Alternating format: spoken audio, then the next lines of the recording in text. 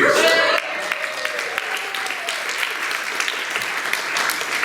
Tonight, we have the unusual opportunity of hearing of the different lives and ideas of a variety of Americans from the past. Our country has been shaped by many of them, often in conflicting ways. Each of them pushed for the ideals he or she felt would lead to a better future. Like you and me, they were imperfect humans in need of forgiveness for their mistakes. But they also took the risk of making those mistakes, and sometimes, therefore, had an important impact on us. Our challenge is also to take the risk to be heroes and to work toward the ideals of our country: liberty, justice, equality, and democracy. Please note that the views expressed are not necessarily those of the students portraying these characters or of Hillside. In fact, sometimes they are definitely not our views. But they are meant to be those of the characters from history. Also note that the biographies, the script, and other materials were researched, written, and compiled by the students themselves. We will hear from them in chronological order, telling their life stories first, starting with President George Washington.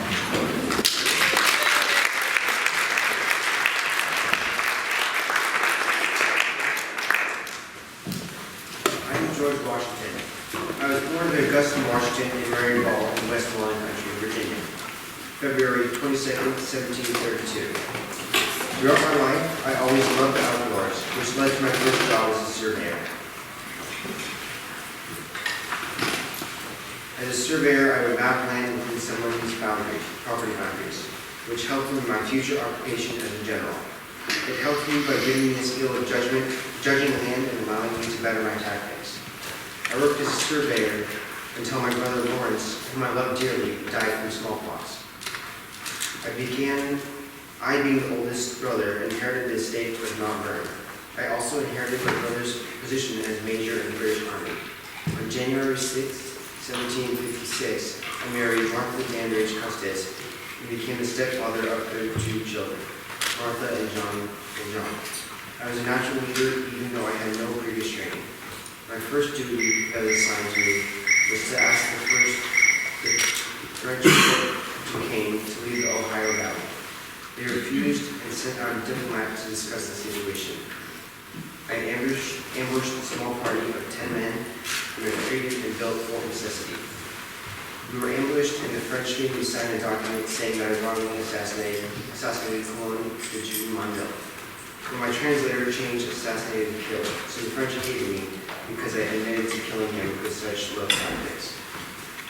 In the second attack on Fort Duquesne, I convinced my commanding officer to go ahead with supply training with 1,200 men. We were ambushed, so we were forced to retreat, and my commanding officer was wounded and died in retreat. I was elected colonel of the Virginia Regiment and commander-in-chief of all Virginia to replace him. On May 10, 1775, the Second Continental Congress was held to discuss declaring independence from Britain because of rising taxes. This started the Revolutionary War, and I was named Lieutenant Colonel. I had my troops hide behind obstacles and then run to face off against the British, who stood in the line to the open. I lost more battles than I won, but we were able to exhaust their willingness to continue our battle. I was then named President of the United States on April 14, 1789, even though I would have preferred to go back to my home and family. Originally, the temporary capital was New York City. I was president until I retired after my second term and eventually died on December 14, 1799 at Mount Vernon.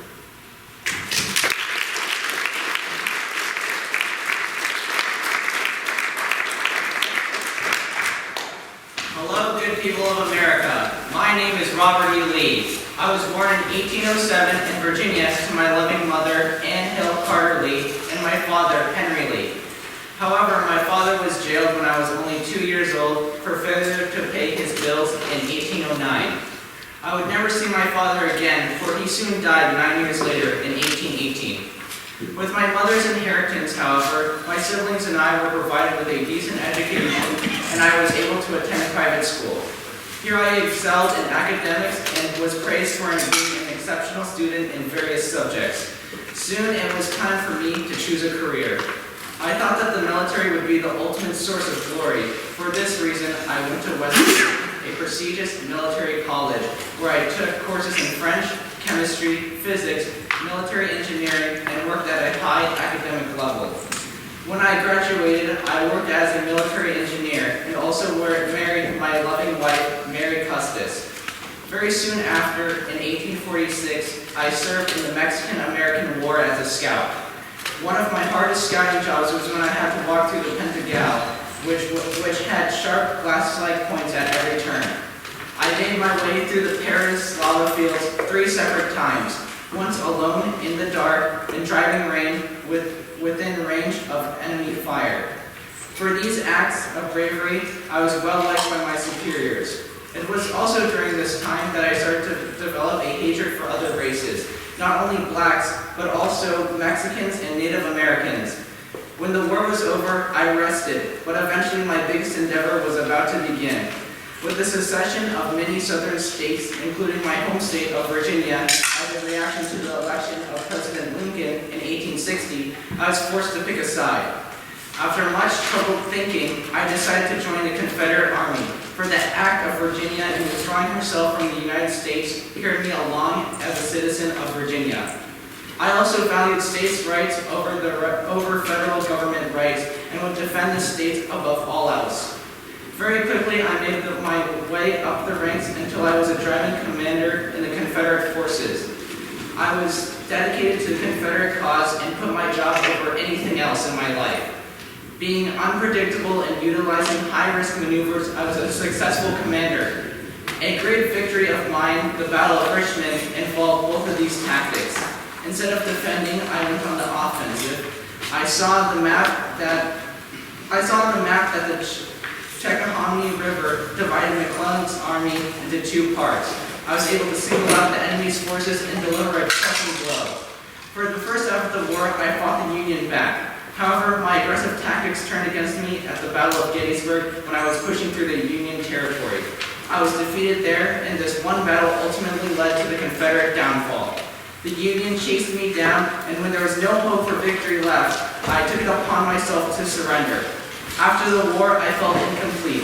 I had a strong goal to succeed, and after losing the Civil War was the ultimate failure. For the rest of my life, I felt all those years in the military had been a waste of time, even though I had accomplished so much. I died in 1870, never realizing the success I had really earned.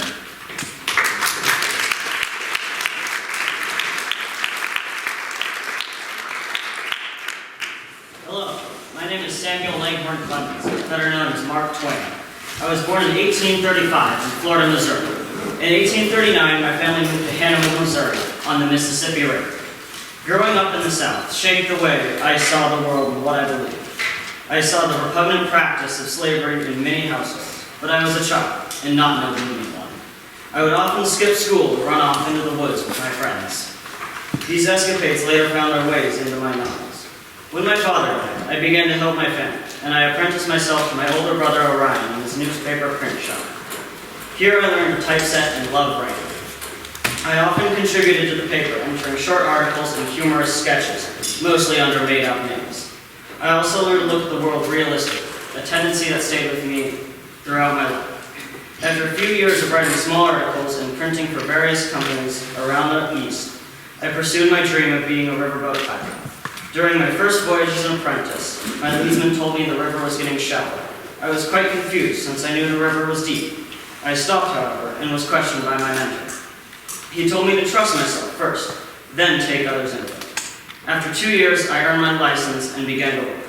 Due to the Civil War, however, the river was shut down to steamboat traffic. Now out of a job, I decided to head west, where I wrote under the name Mark Twain, inspired by the old riverboat term for 2 fathoms, or 12 feet, which was safe sailing deck for a riverboat. One winter, I visited a friend in a mining camp and heard a great story. I rewrote it as the celebrated jumping frog of Calaveras County. Suddenly the name Mark Twain was known, and I began to tour the country giving comic lectures to many people who wanted to hear my tales. Through these lectures, I became America's first stand-up comedian. Through comedy and satire, I made my views on the world known. My satiric essay, The United States of Lyncherdom, demonstrated disgust at Louisiana for their lynchings. In King Leopold's soliloquy, I denounced imperialism and abuse of the Congo. I tried to write humorously and eloquently, so people just had to pay attention. Whether it was my annoyance at romanticism or my rebellion at the injustice of slavery and racism, people listened and learned more about these issues. During one of my various trips to gather new stories, I met Charlie Langdon, who later introduced me to his sister, Olivia. Olivia and I married a year later, and we had 4 children, Langdon, Olivia, Clara, and Jane. In spite of my travels, I often managed to stay with my family, even bringing them along on many occasions. However, later in life, I faced much sadness because of all of my family died before me, except for my oldest daughter. Still, I continued to travel and write, however, it felt cold and empty. I reached back to my childhood to write my best work. From this, The Adventures of Tom Sawyer was born. Using my misspent youth of skipping school and playing with friends, I spoke about what it means to be a child. Tom was just always after a good time. Tom embraced the spirit I had when I was young. Like the time my teacher asked for anyone in the class who thought they were an idiot to stand up. And after a few minutes, I stood up. She latched her gaze on me and said, "Now, young Sammy Clemens, why do you think you're an idiot?" And I responded to her, "I stood up because I just hate to see you standing up there all by yourself." After the success of Tom Sawyer, I began to write another book, but put it down for 9 years before starting it again. I finally reached The Adventures of Huckleberry Finn, which at first it feels like a great story of great adventure. However, at second glance, one can see it as a portrait of our country, and a satiric attack on its irrational romanticism and racism.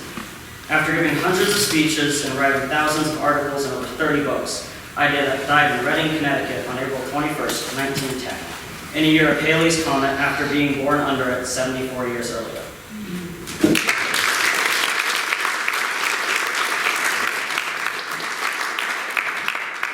My name is John D. Rockefeller. People may say that money cannot grow on trees, but with hard work and devotion to God, it sure can grow on wood. Let me tell you how. I was born on July 8, 1839. My father is William Rockefeller, who's a convertist. My mother is Eliza Davidson, a strict Baptist. Their clashing morals gave me a varied set of skills. My father would travel and cheat people out of their money, and when he returned to my family, he would trick me out of my own. This gave me a very good sense of being cautious with my money. My mother, on the other hand, raised me to become a devout Baptist. My church emphasized hard work, prayer, and charity. At a young age, I was very excited about working. I enthusiastically became an assistant bookkeeper, and I did my best to be meticulous with every monetary transaction.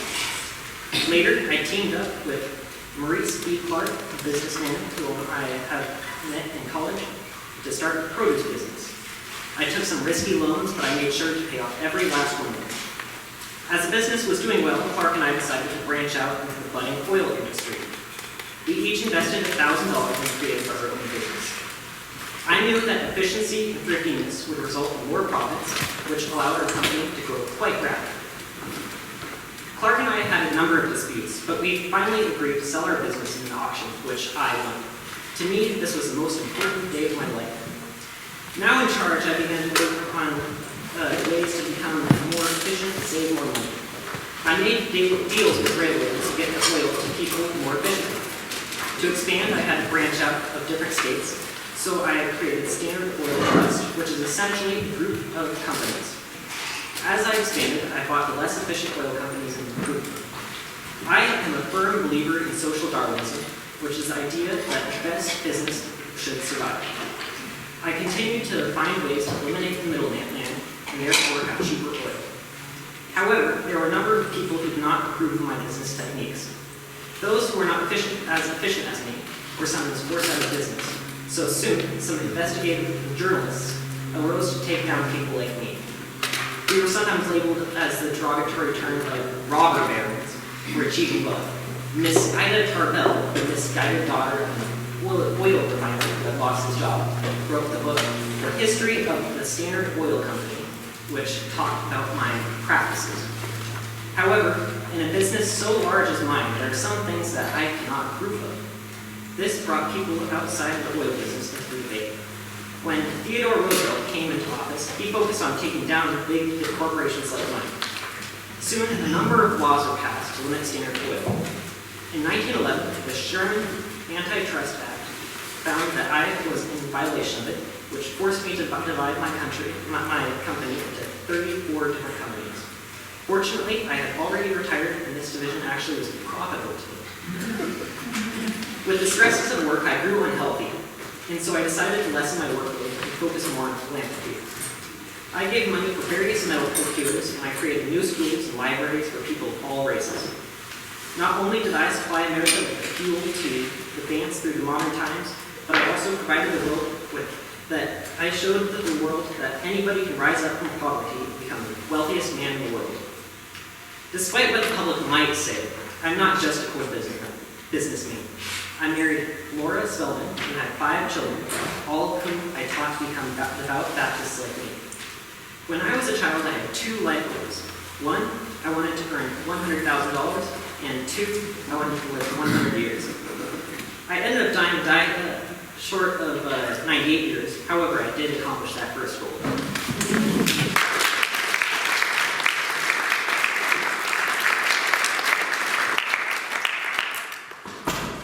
Some men are born to follow in the footsteps of their fathers. Others take their lives into their own hands and accomplish their dreams.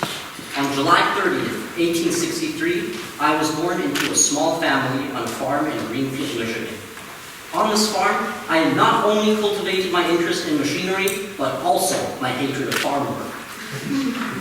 Which is why I decided to leave my home at the age of 15 and seek out a job in the big city of Detroit, against my father's will. My father was not entirely in sympathy with my bent towards mechanics. He thought that I ought to be a farmer. Anyways, I jumped around the Detroit job market for several years, expanding my knowledge of the mechanics of engines until I somehow ended up working for the Edison Illuminating Company. I worked my way up the ranks there until I got promoted to chief engineer at the company. During my time there, I had lots of time to spare and spent nearly all of it working on the development of a petrol-powered engine. By 1896, I had successfully built my first prototype of a horseless carriage that ran on gas instead of steam. I then entered a long period of starting up companies that didn't have much financial success due to poor management and disagreements between the shareholders, mainly between me and everyone else. But I eventually then hit a streak of luck when I managed to start up the Ford Motor Company. This company was incredibly successful, mainly because of my economic philosophy of catering towards the majority rather than the minority of a market. My company boasted an incredible growth rate, and over the years, the Ford Motor Company built a monopoly on essentially all cars sold in the United States. This was all only possible because I focused on production, which enabled me to produce cars in a larger quantity at a smaller price point. By this time, I had already become old and frail and only wanted to live out my final years in peace and quiet. The U.S.'s decision to enter World War II definitely negatively impacted my health. I'd always been against war and thought that it only existed because certain individuals saw it as a means to make profit. All in all, I achieved many great things in my life, such as the creation of the Model T, furthering production methods in a multitude of ways, and creating one of the largest business empires in the history of America.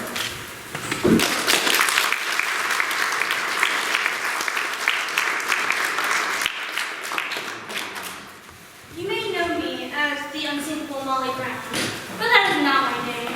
My name is Margaret Brown, or as my friends and family call me, Maggie. I was born on July 18, 1867 in Hamilton, Missouri, to John Southern and Johanna Collins, and I have 6 other siblings. My parents were Irish Catholic immigrants who worked tremendously hard, especially my father. We had a tight-knit community of Irish families because we were ostracized by the locals there. Even so, our community was more tolerant of social matters, such as the freedom of Black people, and this liberal ideology would greatly influence me later in life. In the spring of 1886, at 19, I left home in pursuit of the mines in Leadville, Colorado, where Daniel, my oldest brother, and my half-sister, Mary Ann, were rich enough to give my father a home so that he would not have to work. I was Daniel's housekeeper, and I worked in a dry goods place where I sewed drapery. A few months later, I met my husband, J.J. Brown, at a Catholic church picnic. Jim was as poor as we were and had no better chance in life. I struggled hard with myself in those days. I loved Jim, but he was poor. Finally, I decided that I'd be better off with a poor man, whom I loved than a wealthy man whose money had attracted me. So I married Jim Brown. I gave up cooking for my brother and moved to Jim's cabin, where the work was just as hard. Within a few years of our marriage, we had our children Lawrence and Helen. JJ hit gold in the Little Johnny mine in 1894, and we moved to Stumpville, Colorado. I had little education at the time, so I guided myself by hiring a tutor. Both JJ and I studied foreign languages, elocution, classical literature, fine arts, and music. We moved to Denver, where we were not the richest people, but compared to others, we were well off and were welcomed by many important people.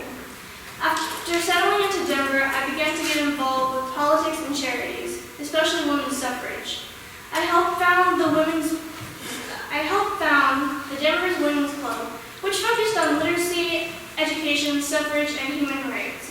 I helped the church raise money for St. Joseph's Hospital and other charities. The largest fundraiser I hosted was the Carnival of Nations. Meanwhile, JJ wanted to slow down and retire. We eventually separated in 1909, but still helped one another the best we could. In April of 1912, I was traveling in Egypt and Europe with my daughter, Helen, when I got an urgent message from my son, Lawrence, that his baby son was ill. I cut the trip short and booked a ticket on the RMS Titanic. On April 5th, it hit the iceberg. The crew boarded women and children on the lifeboats, forcing men with families to stay on the ships. My lifeboat was cut down with only 25 people when it could have held up to 65. After being rescued by the Carpathia, I helped people of all... Once said, peace cannot be kept by force. It can only be achieved by understanding. I was born on March 14, 1879 in Ulm, Germany. At first, my family was afraid that I was somehow developmentally slow. I was always a shy child and never played with the other children at my Jewish school. I liked to sit by myself and think quietly. At high school, I learned what I wanted and when I wanted. I never liked authority figures. Frankly, I never will. And my school was full of them. The faculty treated us like soldiers, and we were made to march from class to class, and they shouted orders at us. Worst of all, they did not let me ask too many questions. I became so fed up with my situation after my friend Max moved to the U.S. and my family moved to Italy.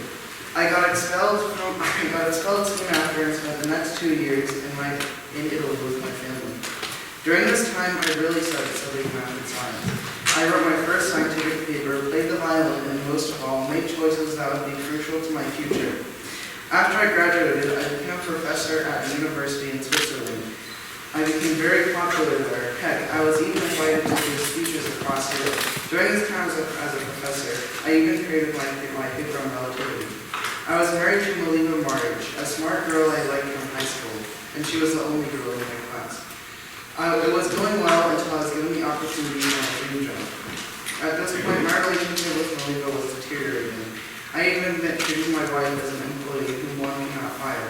I was given the opportunity to be paid to stay at the university and lecture whenever I wanted. The catch was that I had to go back to Germany. Melina did not want to go with me.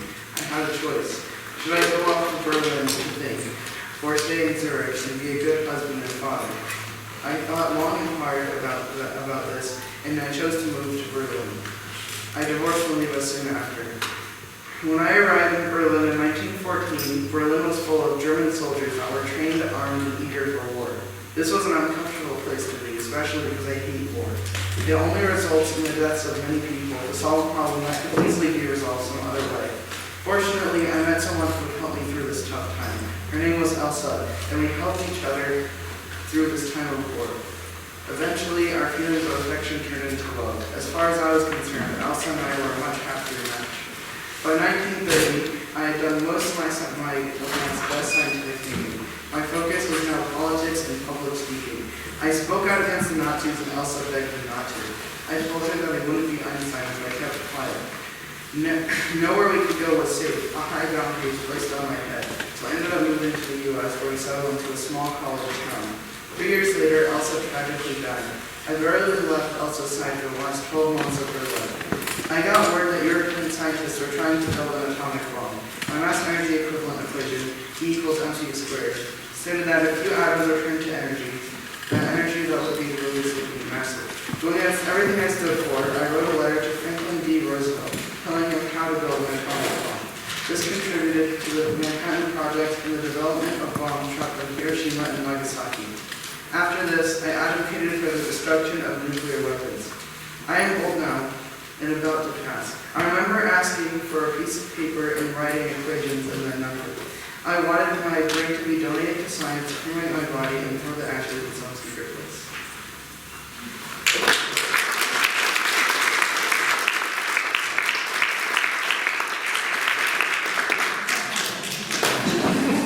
I am Franklin Delano Roosevelt. I was born in Hyde Park, New York on January 30th, 1982. During my childhood, I was homeschooled by many private tutors. My only experience with real school was for 2 weeks in Germany when my parents brought me on vacation. When I was 14, I was sent to Groton, one of the top high schools in the country. I joined 2 years later than most of the other students, but still did very well. I was accepted to Harvard along with all but 2 of my classmates. I tested out most of my freshman classes. During my first semester at Harvard, my father died and left me with $270,000. For the rest of my time at Harvard, I got by with gentleman's C's, focusing on the social aspect of school more than actual work. I had the desire to be well known on the campus, and to do this I needed to be involved in many extracurriculars. I tried out several things before settling on the Harvard Crimson, the campus newspaper. I tried to help with the newspaper in the spring of my freshman year, but was not accepted. I reapplied in the fall and got accepted. I was the editor-in-chief for the newspaper until I graduated in 1903. I entered Columbia Law School in 1904, but dropped out by 1907. The following year, I got a job at the Wall Street firm Carter and Leonard Milburn.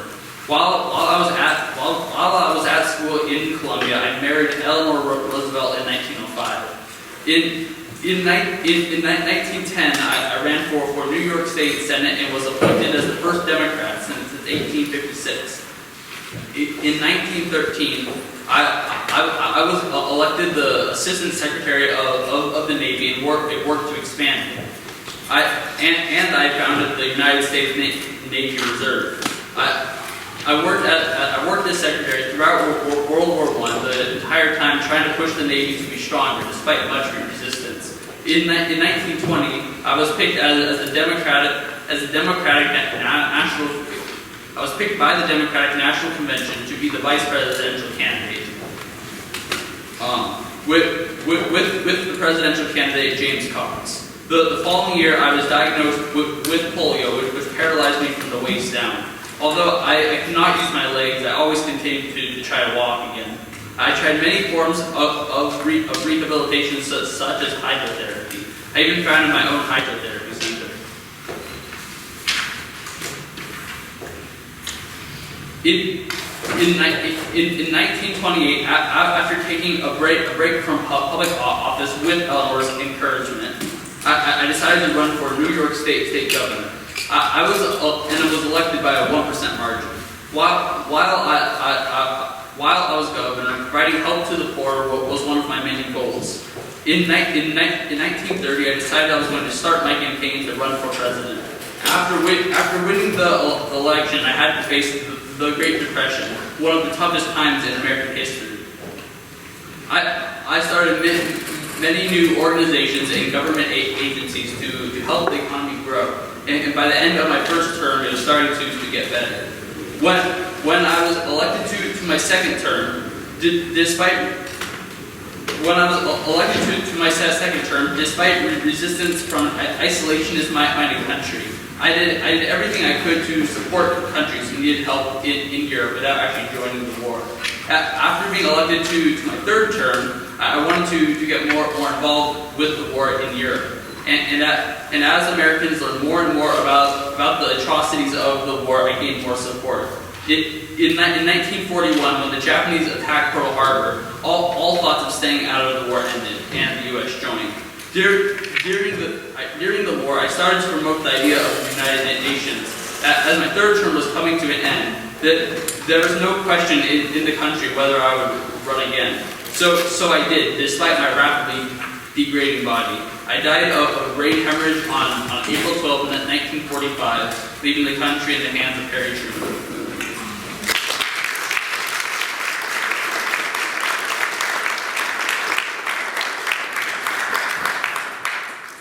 Well, as most of you can probably read, I am Eleanor Roosevelt, one of the greatest first ladies in history. I'll give you a moment to collect your socks and go up and install this. Yes, I was the first lady for many years, but I did much more than just that. I was a politician for a long time, and I created legislation to promote equal rights. I helped bring American women to where they are today. Now, I didn't exactly grow up with the easiest of lives. I was an orphan. When I was 15, at the behest of my relatives, I attended a school in London. The teachers there actually liked my independent thinking, and they tried their best to encourage me to act that way. I stayed there for 2 years before I was forced to return home. It was at roughly this time that I met my future husband, Franklin. It took just 3 years, but we did manage to get married, although my mother-in-law certainly did not like him. From then on, our love slowly began to wane, culminating in my eventual discovery that he was cheating on me with another woman, and he had even considered leaving me. Well, I never did leave him. We were much colder after that. Our union was much more for appearances. However, at this point, we were on the campaign trail, and after many years of trying, we were elected. It is here that I really went to work. I helped create the American Youth Bill of Rights, which helped the education and employment of citizens as young as 16. I was an extreme advocate for civil rights, and even tried to stop the anti-Japanese racism that happened after Pearl Harbor. I also did many smaller acts of civil rights. For example, did you know that male reporters were not allowed to attend my press conferences? That news agencies would have to employ female reporters. I invited hundreds of black people to the White House and created several protest movements after prominent black and white citizens were discriminated against. And, most importantly of all, I was instrumental in the passing of the Universal Declaration of Human Rights, an instrumental tool in stopping the horrible acts that plagued the world during this time. In the end, I managed to outlive my husband by a little over 16 years. While I certainly didn't end discrimination, I was happy with what I accomplished in my short time on earth. Thank you.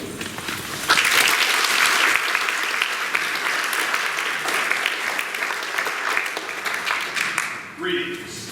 My name is George Smith Patton, or George Patton Jr., but you can just call me George. My story begins in the year 1885, when I was born at my parents' summer home, just outside of Los Angeles. I grew up in a military household, as the Patton family had served in the U.S. Army for generations. I quickly became infatuated with their exploits and gained a love for all things military. I read about the great commanders of the past, learning of their heroic deeds, becoming fascinated with the art of warfare. Homeschooled until the age of 11, I then entered a private school. I absolutely hated it. None of my teachers really appreciated my fascination with warfare, and my reading and writing skills were lackluster at best. Once I finally escaped that prison of a school in the year 1902, I knew exactly what I wanted to do. I wanted to join the armed services as an officer, which meant going to West Point. After completing a year at the Virginia Military Institute, I was accepted into the academy. In 1909, I was given a station,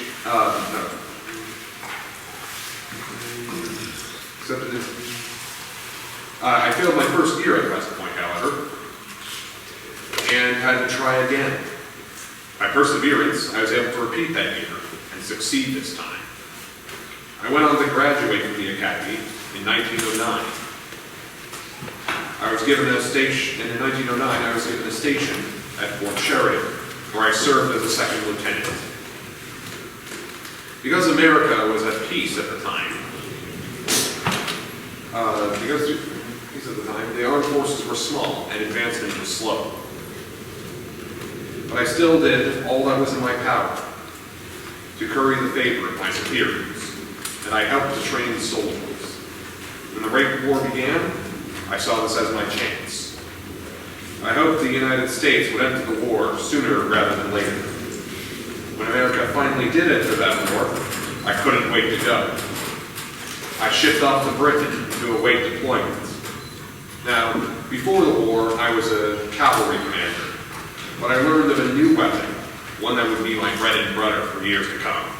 The tank, an invention of the Great War, was still relatively new when I left for the front in 1917. I spent as much time as I could want, studying every facet of this novel armored vehicle. When it was my turn to fight the Germans, I got to experience war firsthand, often commanding from the front lines. By the end of the war, I had achieved the rank of lieutenant colonel, which was a good amount of progress in just a year and a half's time in action. And I certainly used the influence I had garnered to my advantage. During another insufferable time of peace, I used the time waiting to study all that I could about tanks. As one of the few people who had fought with them in the Great War, I was as qualified as anyone to teach how those machines were properly used. In the Second World War, my skills were put to the test. I was sent to North Africa as a general, where I assisted the British commander, General Bernard Montgomery, in fighting Erwin Rommel, one of Germany's most skilled tank commanders. After we had liberated North Africa, it was off to Sicily, where we fought an uphill battle for control of what would be the key for attacking mainland Italy. Once my forces had taken Messina, the German escape route was cut off, and other commanders were able to push into the mainland. After waiting for a few arduous months in Britain, I was given command of the Third Army, which I used to spearhead the Allied offensive through France, all the way to Germany and Berlin itself. However, I would not have long to celebrate the Allied victory, as I died in an automobile crash only months before the Japanese surrendered. However, I believe in destiny. Maybe it was fated to be that I should be a true warrior and nothing else, as my mark on history had already been made.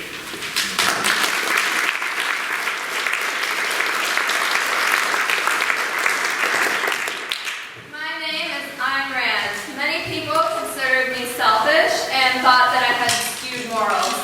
But listen to my story before you make such judgments.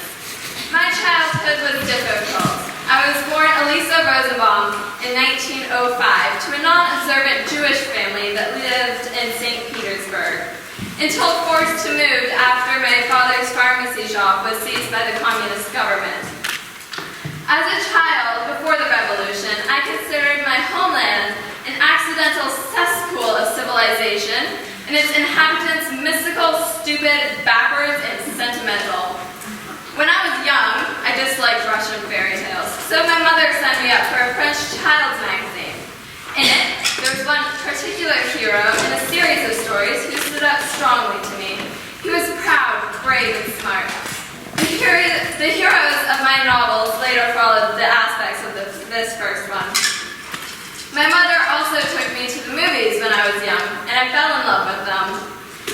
My little sister also shared my love of movies. I was fascinated with the New York skyline that would sometimes appear in them. I would go and see them just for that brief glimpse of New York. Once I started college, which, unfortunately, I had the communists to thank, I began to speak out against communism, but quickly realized that this would lead to me and my family being shipped off to Siberia and stopped doing so vocally.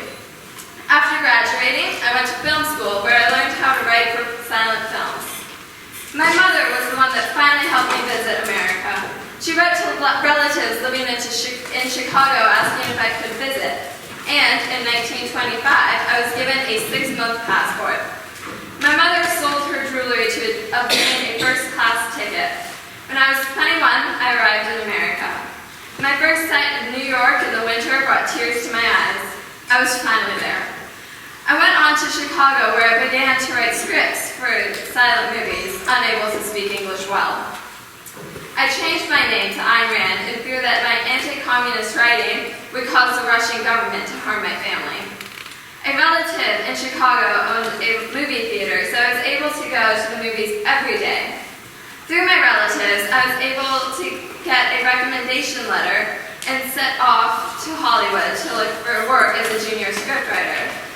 I did not immediately find such work, but instead found a job as an extra at the Mill studio. There, on the set, I met my future husband, Frank O'Connor. While we were dating, the Great Depression began and work was scarce.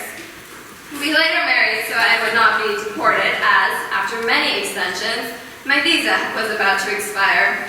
Over the years, I wrote the books like The Fountainhead and Atlas Shrugged that illustrated my ideas and beliefs about individualism and working only for oneself, with words like, I swear by my life and my love of it, that I would never, for the sake of any man, or ask any man to live for mine.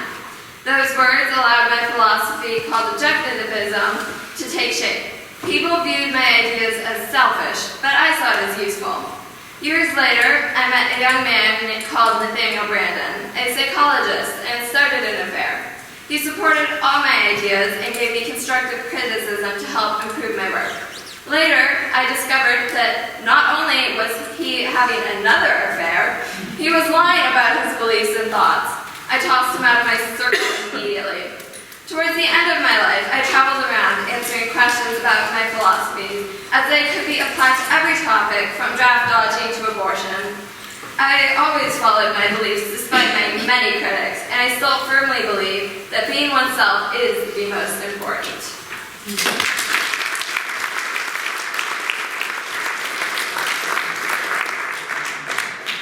Hello, ladies and gentlemen.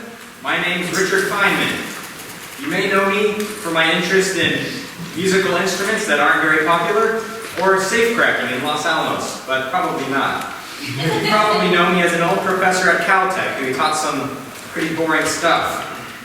Anyway, I was born in 1918 and spent my youth in Queens, New York City. I was a late talker, like Einstein here, and hadn't said anything by my 3rd birthday. My younger sister Joan and I were pretty close, and by the age of 13, I was an avowed atheist. Even though my parents were Jewish, I still loved my parents, of course, and they were incredibly influential to my personality. My dad, Melville, encouraged me to constantly be asking questions. He gave me my thirst for knowledge. My mother, Lucille, instilled into me a quality that, although less obvious, was nevertheless of equal importance to my future success as an explorer. That critical quality was a powerful sense of humor. Not to be dismissed or taken lightly, it was my mother's brand of humor that empowered me. I did go to school, but by the time I was 15, I had taught myself advanced algebra, trigonometry, analytic geometry, infinite series, and both differential and integral calculus. I often confused the more conventional thinkers at my college, Massachusetts Institute of Technology. For example, I got some fine looks after I asked for a map of a cat while learning feline anatomy. After I got my bachelor's degree at MIT, I went to Princeton for my PhD. I planned on marrying my high school sweetheart, Arlene Greenbaum, as soon as I could after I got my PhD, partly because she was ill with tuberculosis and had less than 2 years left to live. In June of 1942, we got married on Staten Island, with only one pair of strangers bearing witness. Immediately after, I took her to Deborah Hospital and visited her on weekends. America had recently joined World War II, and I was asked to work on a special project. That project turned out to be designing a device that might or might not destroy the entire universe. It was the atomic bomb. It wasn't until early 1943 that the secret lab at Los Alamos opened up and we moved there. Unfortunately, 2 years later, Arlene died. In that period, I had developed the Beth Feynman formula with Hans Beth, opened every single safe in Los Alamos, and witnessed the Trinity nuclear test. I was the only scientist to watch the test without welding glasses on, and boy was it bright. I had done extensive research beforehand to make sure that the permanent damage on my eyes wasn't too bad. After the Manhattan Project had run its course, I was drafted into the Army. Luckily, I faked mental illness and got out of that mess. Unfortunately, my fake mental illnesses soon turned real, as my father died and I struggled with immense depression. In this state, I wrote to my dead wife Arlene and excused my not mailing the letter because I didn't know where dead people go. In 1948, I attended the Pocono Conference to discuss the problems with quantum electrodynamics. However, no one understood my unmathematical diagrams. In 51, I went on a sabbatical to Brazil and learned how to play the frigidaire. This Brazil trip was also part of a deal that meant I had to teach at Caltech. After I returned, I married Mary Louise Bell in 1952 in Boise, Idaho. Unfortunately, we separated in 1956 and divorced in May of 1958. In the September of 1958, I was sent to Geneva for the Atoms for Peace conference, where I heard a speech from President Eisenhower about a nuclear future. I also met a woman named Gwyneth Howarth on the beach of Lake Geneva and fell in love. I offered her $20 a week to be my live-in maid, but she made it clear that she had 2 other boyfriends already and didn't plan on seeing any other people. But I still proposed to her in the spring of 1960. We got married in September that year and had a son named Carl in 1962.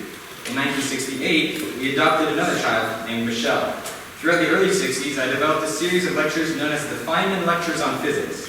In 1965, I won the Nobel Prize for Physics, and in 1979, the National Medal of Science. I had just been diagnosed with a rare form of cancer called liposarcoma. I underwent several operations until an ulcer ruptured and caused kidney failure, leading to my death on February 15, 1988. Only then did I finally get to deliver that letter I had written to my dear Arlene.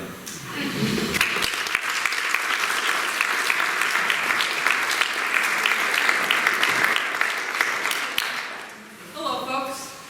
It's a pleasure to be here. It looks like we're going about this all formal-like. I never really did formal, but in the spirit of this gathering, I will give it a shot. I am Woodrow Wilson Guthrie of Okemah, Oklahoma, born in the year 1912. Mind you, Woody will do just fine. Okemah was one of the singingest, square-danciest, drinkiest, yelliest, preachiest, walkingest, talkingest, laughingest, cryingest, shootingest, fist-fightingest, bleedingest, gamblingest, gun club, and razor-carryingest of our ranch towns and of our farm towns, because it blossomed into one of our first oil boom towns. I lived on the streets there on and off since my mama was institutionalized for Huntington's disease, and my daddy left to find work. From there, I eventually took to the road. I had held several jobs. I was a sign painter at one point, though I eventually settled on wandering around writing songs about workers' unions, about rights for colored folks, about taking down the fascists. I wrote songs about doing what was right. See, in my travels, I came across so many people that were underpaid, abused by their fat cat employers, or out of work without so much as a penny to their name. And I remember thinking to myself, with all these poor folks wandering around the country as homeless as little doggies, what I should do is strap on a couple of 6-shooters and blow open the doors of a bank and feed people and give them houses. The only reason that I don't do that is because I ain't got the guts. Since I couldn't be Robin Hood, I settled on writing songs. I stuck to it. Some of them you may have heard. I wrote This Land Is Your Land, though, as I understand it, nowadays that song is often deeply misunderstood, spun as an anthem for gung-ho, love it or leave it brand patriotism. It's actually a criticism of private property. I ain't a communist necessarily, but I have been in the red all my life. Then, things really went south. Huntington's crept up on me, a degenerative brain disease.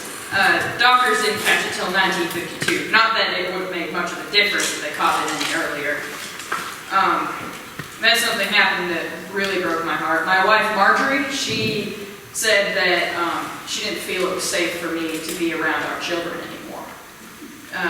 and she divorced me. The divorce was finalized. I ended up going down to California, remarrying, got into a real mess because, my decision making was not at its best. Lived in a bus with this woman that I had married for a while. We had a child, we had a daughter. I burnt up my hand in an accident and could not play guitar no more.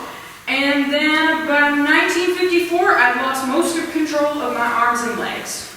At that point, I divorced the woman that I had married, but my second wife, Marjorie, was sweet enough to put me up in a psychiatric center in Queens Village. And until the day I died, she and the children would come and visit me every Sunday. They'd come no matter how much I yelled, no matter how volatile or angry I got, whether I could remember their faces or not. And they still came until I died in 1967.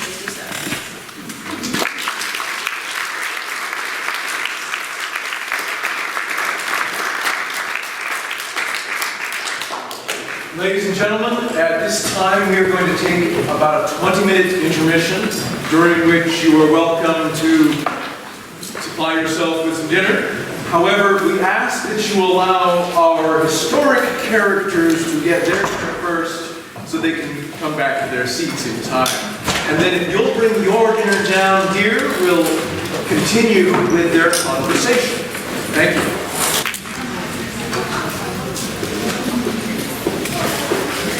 Washington, I noticed you were here right when you walked through the door. I just wanted to say how much of an influence you were to the Confederacy and myself, both as a founding father and as a keystone in our revolution. Revolution can be productive, but one should avoid violence if possible. We try to stay neutral in order to keep peace. At the same time, we should not let people walk over. President Washington, I was set forth by reaction provoked by reading your biography, and your words influenced me to take arms. I agree that violence is never a good thing, but more often than not, you should fight for a change. Violence can be necessary, generally. My first wish is to see this war, this plague of mankind, vanish from the earth. I understand where you're coming from, but you attempted to secede from the country that I almost died for. I know what you have done, and I owe my debts to you. However, I disagree that I changed the country you helped to perform. I was not making a new country. Rather, I was trying to return America's ideals that protected states' rights. Yes, gentlemen, change is the key to a robust, capable, and diverse country. And even though I no longer support violent means of change, you must understand, once you make peace-driven revolution impossible for those oppressed, in turn, you make violent revolution impossible. You must not be so blind with patriotism that you cannot see your own moral misdeeds. Rebelling non-violently against oppression can make a revolution a productive and persuasive force. Yes, Einstein, you bring up a good point, and I am sure you and I can relate since our people and ancestors have been maliciously oppressed. I once censured nonviolent rebellion due to my exasperation, and I opposed the mainstream civil rights movement, but later came to acknowledge the constructive and bloodless values of nonviolent civil disobedience. Violence is never a go-to option, no matter what the problem is. Without war and unnecessary combat, the world would be a much more united and progressive place. Well then, Mr. Einstein, what would you have said about the Nazis who pushed you out of your homeland? Should we have tried to stop them with peace treaties and other methods? Hesitation is what kept America out of that war, and as a result, countless lives were lost. But, General Patton, wars are completely unjust. The Spanish-American War was inexcusable. We turned against the weak and friendless who trusted us. We stamped out a just and intelligent and well-ordered republic. We stabbed an ally in the back and slapped the face of a guest. However, to spread the ideas of civilization, force is sometimes necessary. Although, admittedly, empires have committed great sins in the past, when we really look at the advantageous thread of trade and culture they have brought with them, and deem them inexcusable. Yes, I do deem it inexcusable.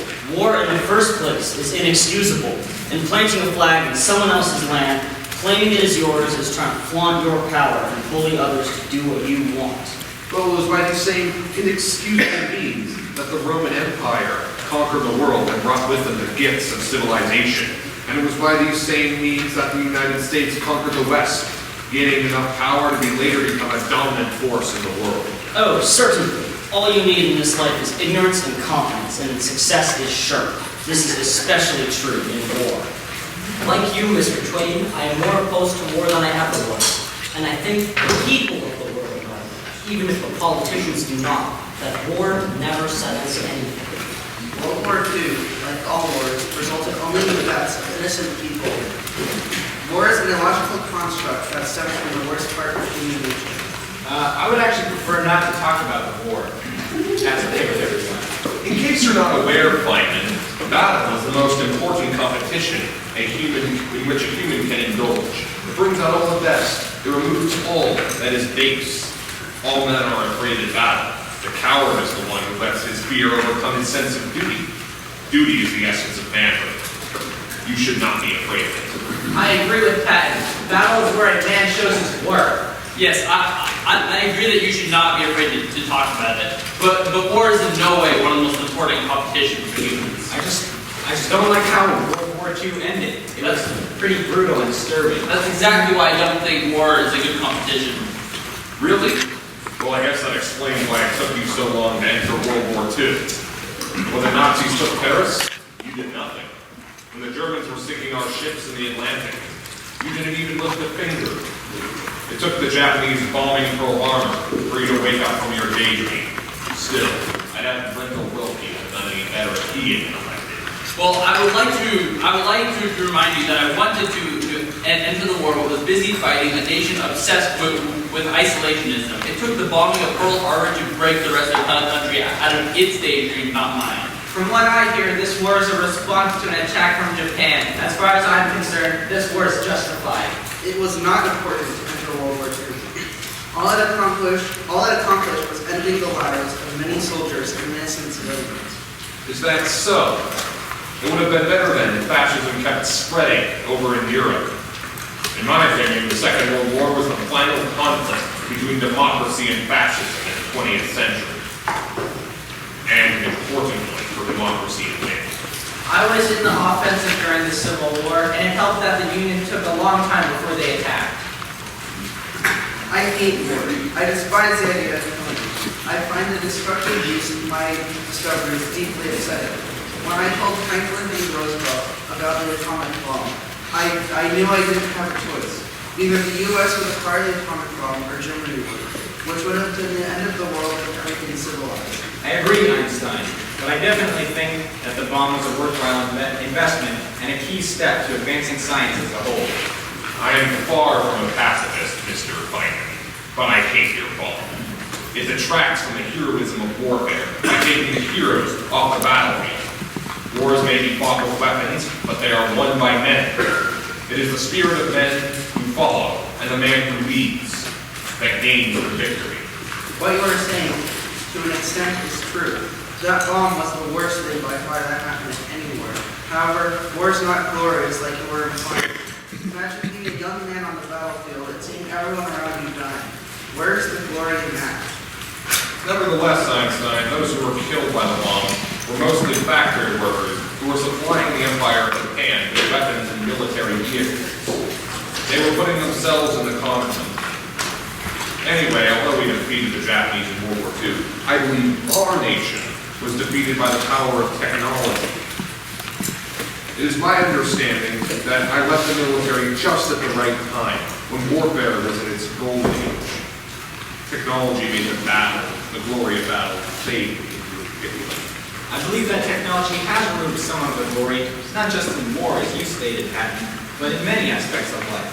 In fact, I want to address myself directly to the impact of science on man's ideas in other fields. Science is extremely important for the way we understand the world around us and what lies beyond. Without science, we would not be able to progress in technology, and we would be much less developed as a species. I completely agree. However, when you're making a new discovery, you have to consider the repercussions. It's a delicate balancing act of deciding whether or not the technological advancement is worth the damage it can cause. Sacrifices need to be made, but not without heavy consideration. When I told Franklin D. Roosevelt about the atomic bomb, we both knew what it was capable of. But it wasn't all bad. Nuclear power is a good thing that came out of this discovery. That is exactly the example I was thinking. Well, the human race ain't gonna get far if we go poisoning all the water in the air. I don't think technology is as toxic as we make it out to be, Mr. Guthrie. Cars have enabled us to enjoy nature better than we had ever before. In addition to this, by using modern technologies, we can reduce our reliance on natural resources. I would also reuse the waste from petroleum instead of dumping it in the river, which allows even more efficiency. See, that's great. Okima, my hometown, was a real quiet, real small place before they struck oil. Then it got big and boisterous and loud. And gosh, it was beautiful. I thought you were against industrialization for those exact reasons. Don't misunderstand me. I don't hate technology. I just don't feel comfortable with it sitting in the hands of big business. Because y'all know deep down the factories don't dump their waste into rich neighborhoods. You don't see homemade poison dripping down into wealthy whites' only water source. No, you only see that sort of thing where there are poor folks and Negroes. I don't want you to think that I hate colored people. I have paid for somewhere between 20 to 30 men to fight in the Civil War. Along with that, I established the Spelman College in Atlanta and the Spelman Cemetery to teach female freed slaves. That may be, Mr. Rockefeller, but slavery is a 400-year-old stain on our country, and more sadly, the racism that justified it continues to fester today. However, over my career, I learned to combat racist and narrow-minded views without being racist or intolerant in return. To verbally combat bigotry, one must be honest, and above all, be concise. As you all might expect, I'd recommend Lee hear me out, since he is one of the men here tonight who claims to be an honorable man. Tell me, how can any man be considered respectable when he intentionally continues his cruel treatment of those he oppresses? How am I respectable? How am I respectable? I ask you, how are you a part of a respectable race? All of you Negroes were in chains for a reason. God willed it that way, and it should have stayed that way. How dare you question my honor? I come from a powerful heritage. You came out of the dirt. Listen, Lee. When a person places his proper and expected value on freedom, he will do whatever he must to acquire that freedom. No matter how racist you may be, no matter how many racist you may be, you cannot attempt to separate peace from freedom, because no one can be at peace unless he has his freedom. As I have said plenty of times, what matters most is not what you are, but who you are. I expected as much from you. No. Robbie. Can I call you Robbie? Please address me in a formal manner. See, Robbie, the Bible says, do not seek revenge or bear a grudge against anyone among your people, but love your neighbor as yourself. Leviticus 19:18. And I don't know how they do it where you're from, but back in Okima, you sure don't drag oppression into your neighbor's front yard. Well, if the Lord didn't like what we were doing with the Negro, he would have stopped it right then and there.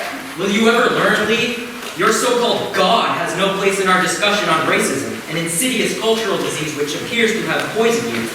As everyone can see, you have demonstrated overt racism, but as I am sure you are aware, unwarranted hate is just one manifestation. Privilege is another, access is another, and ignorance is yet another. All forms, however, are held up by a complex social and economic system set up generations ago to continually favor white people at other people's expense. I agree, Malcolm. Lee, why get caught up in attempting to claim someone as worse than you when they are equal? Well, all men are not created equal, and for this... Once again, Einstein, you are wrong. Many people are created greater than others. Some, like the Jews, are innately evil and devious, and threaten to rip out the throat of Western civilization. Worse than the Jews are the Russians. The Russian has no regard for human rights, and it is an all-out, son of a bitch, barbarian, and chronic drunk. What you're saying is ridiculous. Not only was my family Russian, we were Jewish as well. How can you say that someone is devious and a chronic drunk simply because of their beliefs or nationality? There have been countless examples of the Jews' malign nature throughout history. Zionists, like Einstein over here, helped the communists to tear Germany apart after the Allies had worked so hard to liberate it from the Nazis. My enmity is based off of years of their deception. Your anti-Semitism sounds familiar, like that of the Hitler you fought so hard. To be honest, this is not the first time I've been compared to Hitler, but I assure you, I did all in my power to overthrow that tyrant. As for the so-called anti-Semitism, I would never endorse the Holocaust. I just didn't like how the Jews seem to take over Germany's post-war economy and Okay, fine. Remember, Pat, we are all alike on the inside. So if we can discuss this like civilized people, that would be nice. Lee, didn't you free your slaves? Yes, I did, and my father-in-law's as well. Slavery is a moral and political evil to any country. I freed my slaves as well. But you, Washington, released your slaves when it was most convenient for you. If you really wanted to liberate those who subjugated, you would have let them go a lot sooner, before your lifetime. You see, hypocrisy is almost as bad as pure racism, Washington. You openly stated how gruesome and atrocious slavery was, yet you owned slaves. And openly used your slaves as a means of economic gain. You must understand your hypocrisy and dubious conscience spurred and prompted several hundred years of slavery and an eventual systemic racism. You're right, I should have released my slaves earlier, and it is the only unavoidable subject of regret. At least we can all agree slavery is a parasite to any country. The treatment of African Americans by the United States is one of its greatest sins against human rights. Just as the treatment of the Jews by the Nazis was Germany's greatest crime. The Nazi Party was a group of armed bandits, which soon destroyed and paralyzed everything that is civilized. Extreme political parties like the Nazis divided the German people. Now, the Nazis were evil, but I think parties can be a very good thing. But swapping parties is not so good. You should instead work to change the party to what you want it to be. That is exactly what I did. While I was officially a Democrat, I tried to do what I thought was best for the country. I did not let my political party change my actions. political parties get in the way of everything. If it were up to me, I would abolish all political parties. At least a free-for-all might get something done.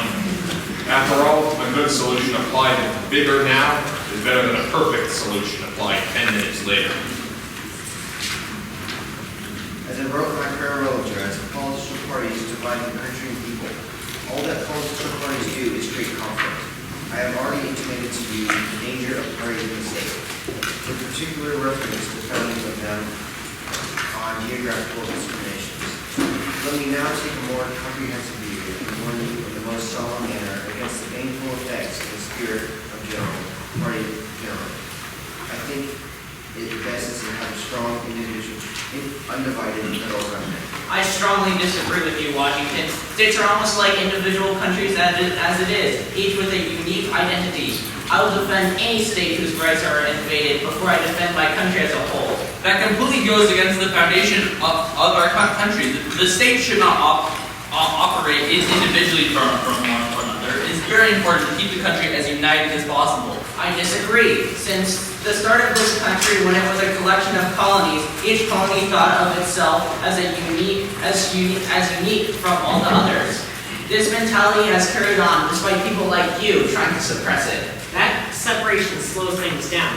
There were some laws that prevented my business from going across state lines. However, I managed to get around those laws by creating a trust, which will go across state lines. The government had to stop you from expanding in the first place. It should have had a role in regulating the economy and making sure that businesses do not abuse their power or mistreat their workers or the consumer. Keeping the country running smoothly is much more important than keeping businesses happy. The government shouldn't have to have that much power. In the long run, a truly free market will reward those who work hard. Right. We may help the government cannot help us. The slogan of less government in business and more business in government is a very good one. Not mainly on account of business or government, but on account of the people. Oh, is it now? Don't you remember how we got into the Great Depression? I know you were an exception, Henry, but the typical business practice back in the 30s was to jack up the prices as high as you could, pay your workers as little as you could, and then, when lo and behold, no one bought your goods because they couldn't afford it, you'd lay everyone off. The big companies made slaves of the common man once, and they'll do it again. And what happened to those companies? They went under where immoral practices died out, following the rules of social norms. Yeah, and dragged us all down with them. You weren't there for it, Johnny Boy, but they sent us into a recession. If that's what the corporations did with what power they had, why the fresh hell should we hand them more? That's why the government needs more involvement. I use government agencies to bring our country out of the Great Depression. Well, as I see it, the political and commercial morals of the United States are not merely food for laughter, but they are an entire banquet. This was the government I knew. However, I will admit the Depression was after my time, so your agencies may have been less corrupt. While I fear the government's power over my business, unions also pose a large threat. I supported the labor unions. They worked hard to help miners who couldn't be heard. One group of workers once threatened to move with the union guys. I expressed extreme personal distress over this matter. Were you distressed because the money was rolling in? Because those workers were supposed to have miners' benefits, but they were forced to use their wages to buy company goods. I was retired by then. You may have not been directly involved in the Ludlow massacre, a fight that began when your son's workers wanted to unionize, but you can't use them to hide behind the mistake of your company.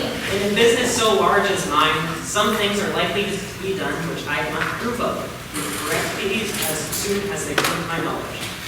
I am not blaming my son, I'm just blaming the unions.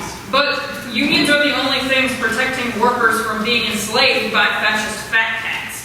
If that gets in the way of your profits, if it stops you from buying some fancy this or some pricey that, I frankly could not give a damn.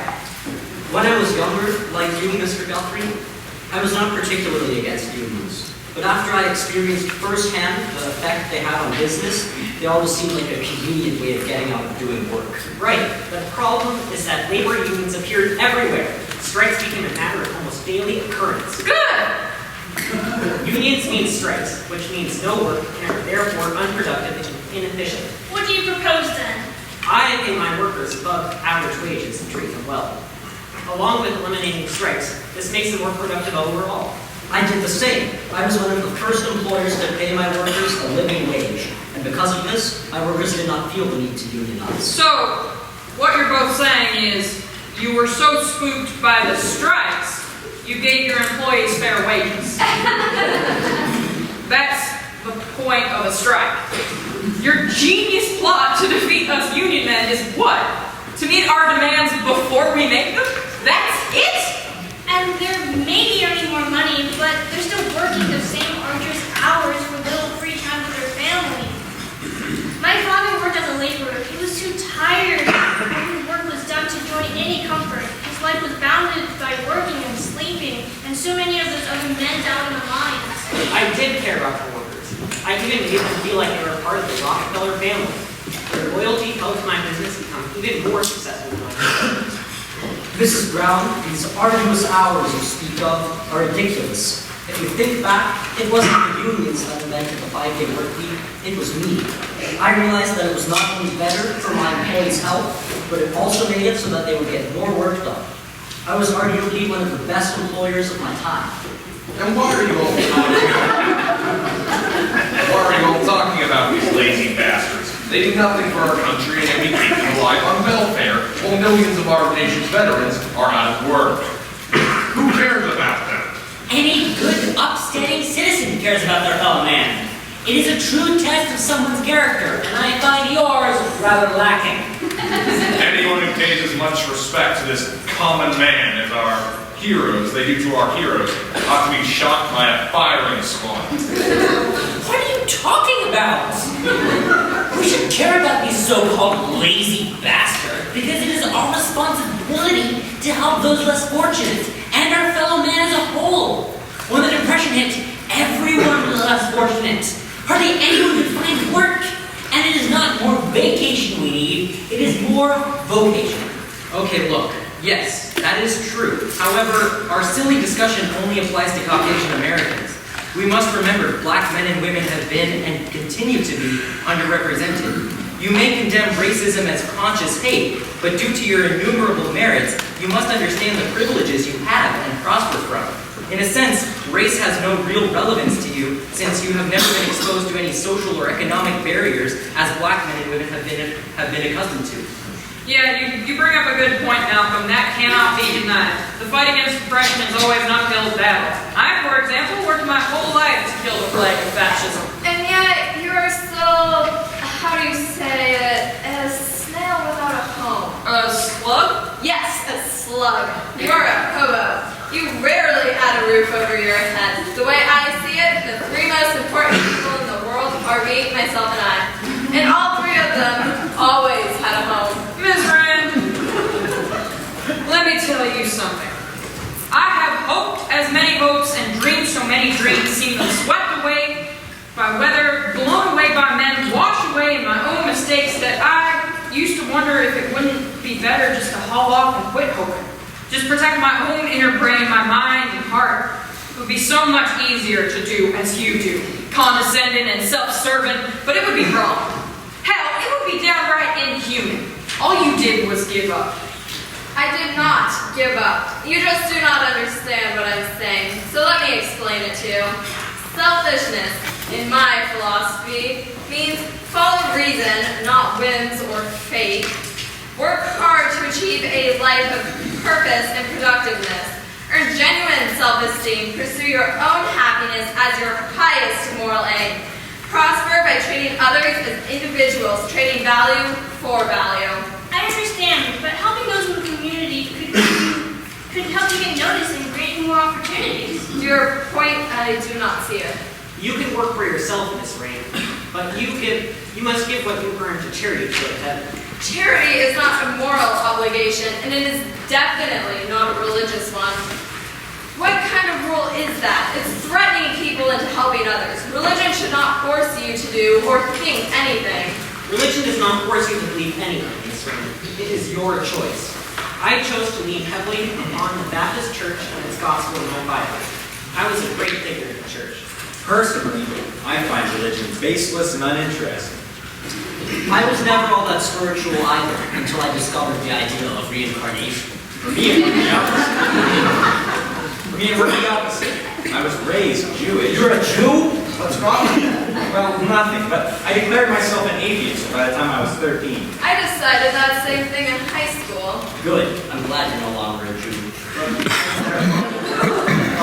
Nothing. I'm not against Jews. I even hired them to work for me in my factories. I just didn't let them hold management positions. But what makes them less qualified? It's not that they're less qualified. It's just that when you give them power, they will use it to manipulate others, like they did in the war. What a bunch of anti-Semitic hogwash. I wanted to go back to Rand. Rand, how did you come to the decision of being an atheist? I came to the conclusion when I thought that a God is a being whose only definition is that he is beyond a man's power to conceive. How can you believe in something that we cannot conceive of? Think of it like this. The God, well, that is if there is one, does not do anything. There is nothing to believe besides some power creating the world and now watching over it. Messages from above is just fanatic stupidity. Well, I wouldn't say they're stupid. God still watches over us. He blessed me with both. God didn't bless you. You made that money yourself. Jesus taught me to be honest in my business deals and give generously, which helped my reputation. Interesting.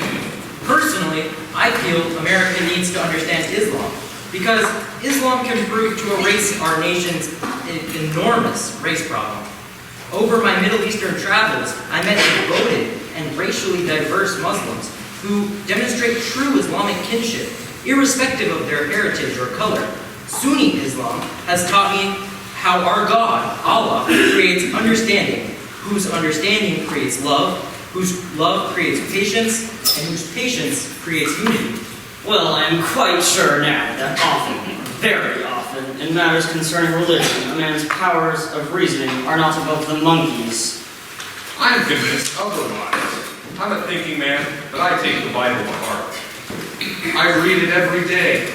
I read it every day, even while on campaign. I believe that discarding it would be discarding millennia worth of knowledge and a connection to something greater than ourselves. Also, from a personal standpoint, it has taught me a great deal about myself. And I suppose you think you'll be reincarnated as well? Will be. I have already lived countless lives in innumerable places, fighting so many battles that I have gained a mastery of warfare. That is incorrect, General Casman. Once a person dies, their world ends. There is nothing after death. Reincarnation is a ridiculous concept created to make people feel better. It is not ridiculous to believe in reincarnation and God, Miss Rand. It may be the only thing that brings our community together. Calling it ridiculous is both short-sighted and self-destructive. Yet those communities band together and fight other groups. Would that not be self-destructive? If you do not believe in a God, there is nothing forcing you to convert other people. True. But we must spread Christianity to save people. And beyond that, it enriches people's lives. The life of Christ is a symbol of the perfect kind of love. The love which should rule the world. Yes, Mrs. Roosevelt, the beauty of Christianity is that God blesses you and teaches you life lessons. For example, I was taught to give to my church at a young age. This prepares me for philanthropy later in my life. Mr. Rockefeller, your desire for efficiency caused you to be a rude old man with nothing but a massive pile of money. I give my money. My desire for efficiency is not restricted to business. To help an inefficient, ill-located, unnecessary school is a waste. What were your charitable acts? I gave to the Catholic Church and groups of people less fortunate, such as the miners. You think that investing on an ill-located, unnecessary school is a waste, but why not at least try to help those in need before ignoring them altogether and moving on to others? Those causes are the ones I would fight for. Flowing money on every need of the poor may sound good, but they will return to their helpless state soon after. Making permanent changes, such as establishing libraries, schools, and eradicating diseases, is much more effective. I was never that interested in philanthropy. I believe that the moment you institutionalize charity work, it degrades it. I much prefer to give my money away in person. I don't think there's anything wrong with institutionalized charity. As I see it, helping people is helping people. Whether you make money from it, it is irrelevant. But when I started going to Warm Springs, I was doing it solely to help myself, but I later bought it and was able to make a profit and help people. A philanthropy that spends its time and money in helping the world to do more for itself is far better than the sort fraternity gives and thus encourages idleness.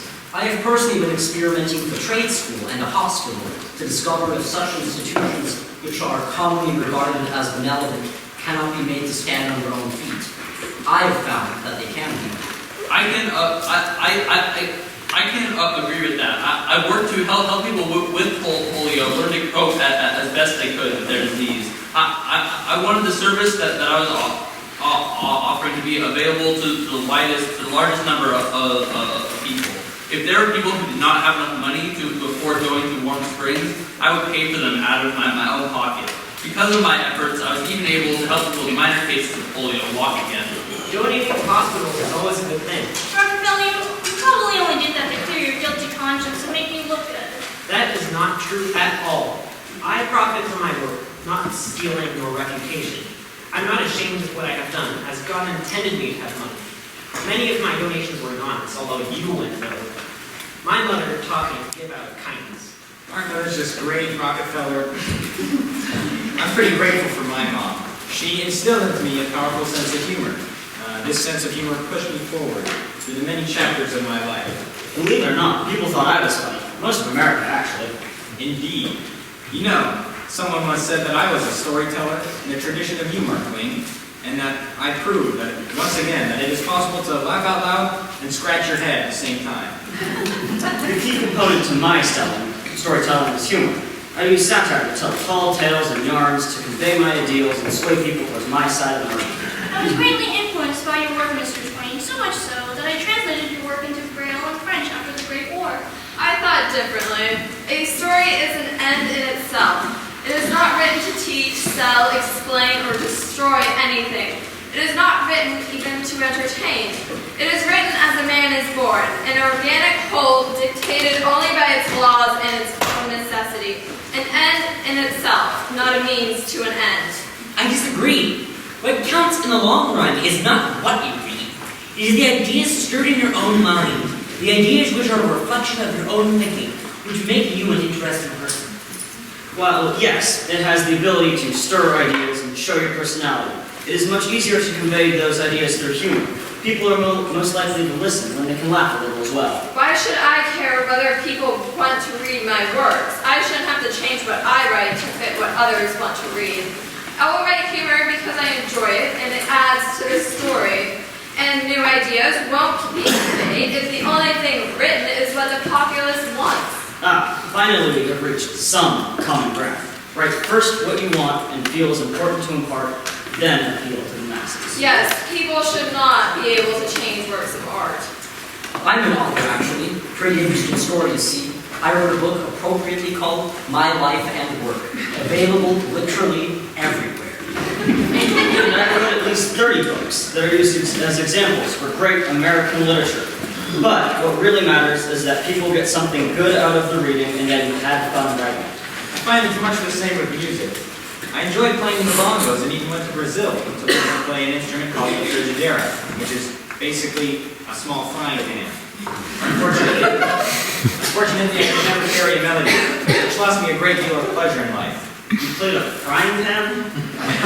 Well, yes, but nothing can beat the sound of an actual frying pan full of sizzling bacon. You know, Father, I think so too. Anyone who uses more than 2 chords is just showing off. I'd rather sound like a longshoreman yelling, or the farmhands whooping, or the sound of sizzling bacon than some smooth, oily-tongued show person. Well, that's certainly an interesting opinion. Could you explain that, please? Not everyone understands your inane rambling, Mr. Guthrie.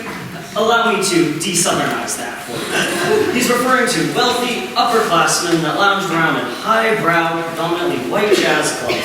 He resents them and the celebrity musicians that they so love for vapidly declaring, "I won't devote myself to any cause but that of a good time. Anything else would be unfashionable." Did I get that about right, Mr. Guthrie? Yeah, that and I hate a song that makes you think you're not any good. I hate a song that makes you think that you're just born to lose, bound to lose, no good to nobody, no good for nothing. Because you're too old, or too young, or too fat, or too slim, or too ugly, or too this, or too that. Songs that run you down or poke fun of you on account of your bad luck or hard travel. I'm out to fight those songs to my last breath of air and my last drop of blood. If your goal is to waste your breath, I won't waste mine informing you of its futility. Well, you gotta admire Guthrie's dedication. Most of the music I played was African drumming, so you might not find it very moving, Rand, because it's just a bunch of drums. There ain't nothing wrong with singing music. Prove to me that your music was not terrible. Sing me a song. I don't need to prove nothing to you, you immoral hag. Come on, just sing us one of your songs. You sure? I'd hate to disrupt things. If I'd known I'd be performing, I'd have brought my guitar. Bring a leg, Guthrie. Huh, what song? Oh, well, there's a big misunderstanding around one of my songs, as I mentioned earlier. One that all you fine ladies and gents in the audience know well. This Land Is Your Land is actually about socialism. That would be abundantly clear, except everyone always leaves out some verses that go a little something like this.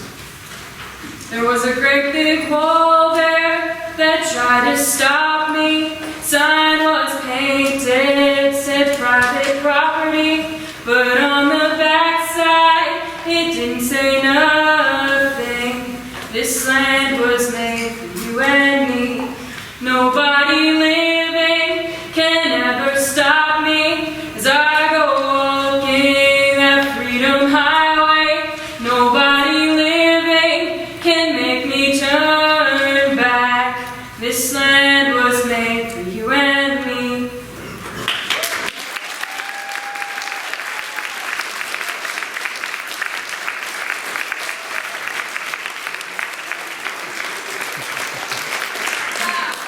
Whiny communist garbage. What do you expect? Handouts from the government? Have you not wasted your time wandering around singing such self-pitying nonsense? Gotten yourself a real job? Capitalism would have rewarded you. I don't think it's so simple, Miss Rand. I wouldn't go so far as to endorse socialism as Woody does, though unregulated capitalism can result in monopolies, economic instability, and all manner of things that put the working class at a disadvantage. What's wrong with monopolies? Before me, there were a number of smaller plants. Many of them just refined a barrel or two, and most of them use inefficient and wasteful methods. Large trusts succeed by being efficient. I'm inclined to agree with you, Rockefeller. Ever since I was young, I never understood why people would intentionally sell a product or service that they weren't 100% confident in. If owning several companies increases efficiency, then that is naturally what one should do. Exactly, Mr. Ford. Standard Oil would provide the same product around the country for steady and low prices. It was something that you could count on. Having a number of separate companies would have an extremely hard doing the same thing.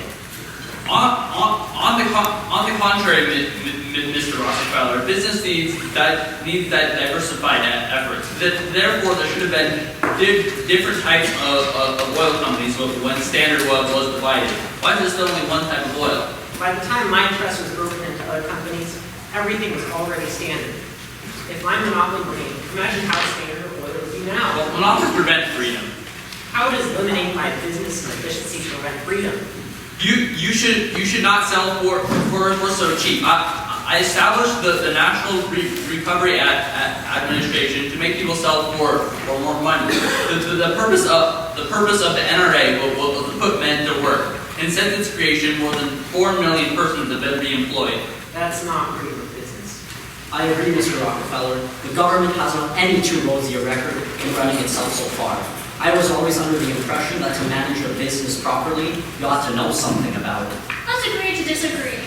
Well, at one point I thought it impossible to have a decent discussion with non-scientists. I take it all back. Tonight has only reinforced the contrary. Now, if you'll excuse me, I need to go to the bathroom, so... sorry.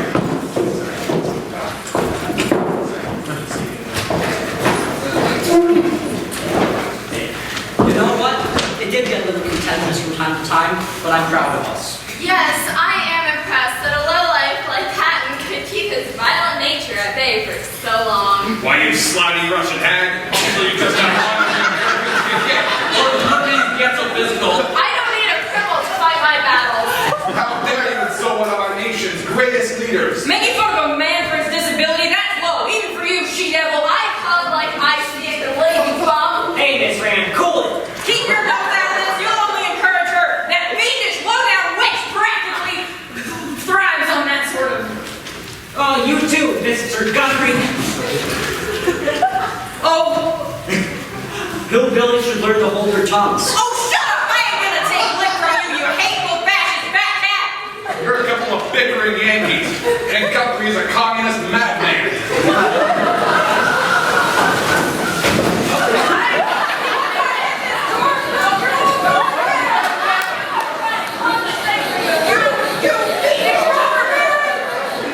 Quiet, everyone, or Feynman gets it! You went there. I wasn't talking to you, Simon. Quiet! This was supposed to be a platform for civil discourse. A place for great minds to come together and discuss important issues, some of which still impact us today. Not a shootout at the OK Corral. We have enough divisiveness as it is. Please show the mutual respect and toleration of differences that we need in this world. Now, everyone, apologize. I'm sorry. Like you mean it. I'm sorry. Now here's how it's gonna go. You're all going to drop your weapons. You're going to behave in a courteous manner. I'll let Mr. Feynman go, and then I'm going to send each of you back to your own times. But before that, I'll allow you a little time to answer some questions from the audience. Capiche? Okay. So now that the situation is a little calmer, I would like to invite the audience to ask any questions they may have. A couple of tips. You may find some suggested questions in the program under each character's biography. But of course you're welcome to ask any others that you please. So let's start with this young lady back here. So I would like Woody to answer first, but then I would like you all to answer individually. How do you feel about our current president? Well, I don't actually know nothing about Donald, but boy, do I know his daddy. Old Man Trump, as we used to call him. He was my landlord for a spell. He wouldn't let colored folks rent from him, straight threw them out like they was feral dogs. I suppose that Old Man Trump knows just how much racial hate he stirred up in that blood pot of human hearts when he drawn that color line in his beach-hating family project. My own daddy was a part of the KKK. He even participated in a lynching, and he was proud of it, but I distanced myself from that kind of hatred. I actively tried to make things better for the folks that he wanted to keep down. How you were raised ain't no excuse. If he's anything like his fascist old man, I got nothing nice to say about him. And I guess Franklin Delano and just circle. What do you? Oh, sorry, Richard Feynman. Sorry. I've not done any. I've only been here for a couple hours in this current life, so I've done no research on the current president of the United States. There's a lot to catch up on. Any other questions? Don't be shy. Looks like we got a young lady back there. Well, get around. How do you feel about the movie Titanic?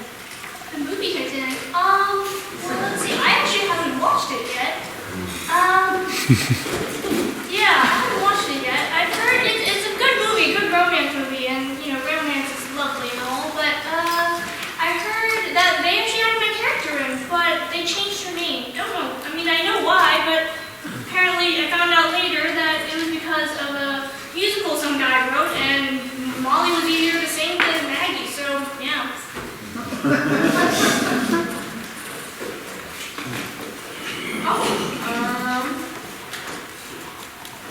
Young man in the back.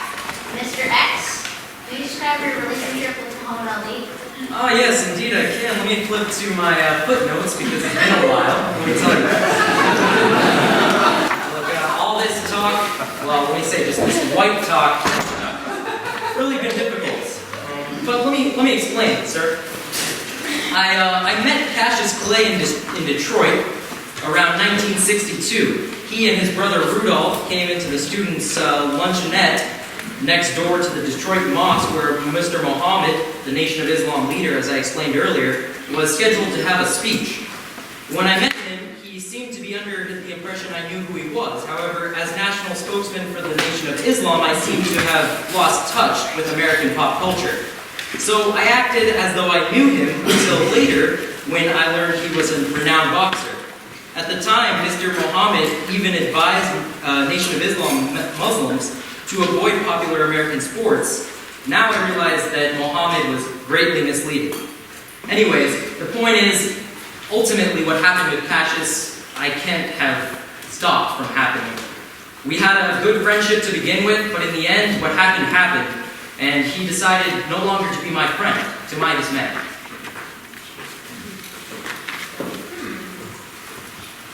The lady in the front row.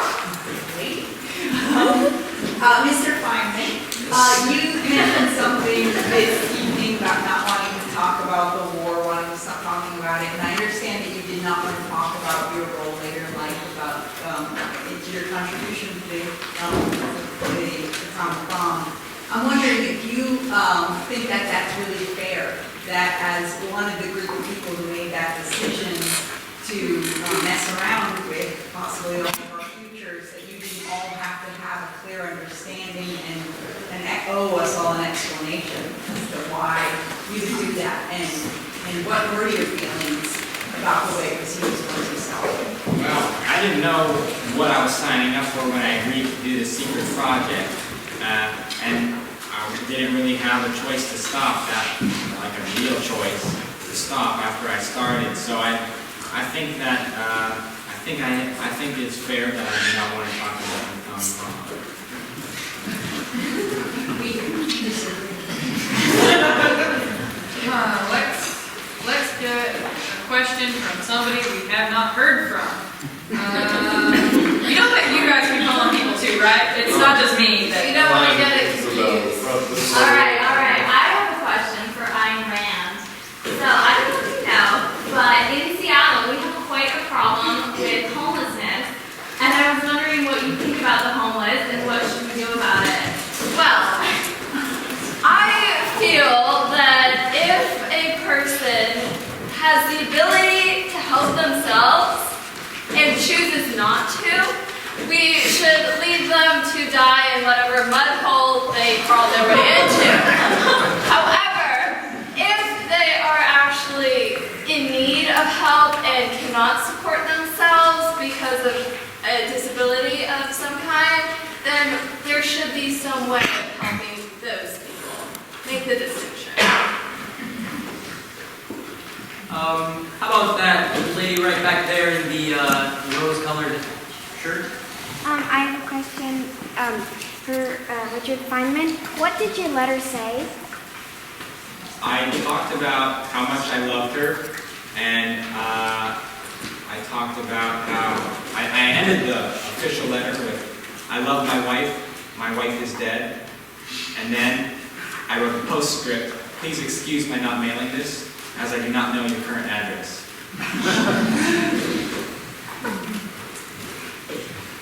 Let's see, right here in the green maybe? I want to ask on the report, what are your beliefs when it comes to how much workers should be paid? I personally believe that workers should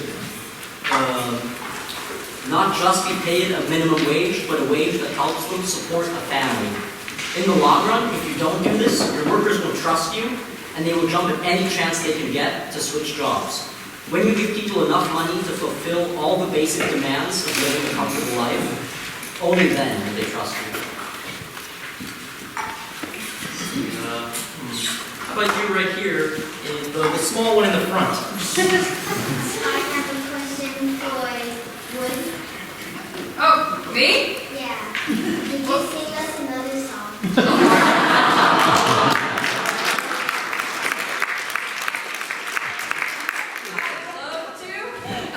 We have many great figures from history who are just wells of knowledge. And as much as I love performing in front of people, as I'm known to do, I think that we should all, see what they have to say. Anyone else? The young man in the black shirt. Thank you. This one is for Robert E. Lee. How did you treat your subordinates? I treated my subordinates with consideration and listened to everything they had to say. I never bullied my officers, but allowed them space to make their own decisions. They were respectable people and extensions of myself on the battlefield. It would be ridiculous to treat them with anything other than respect.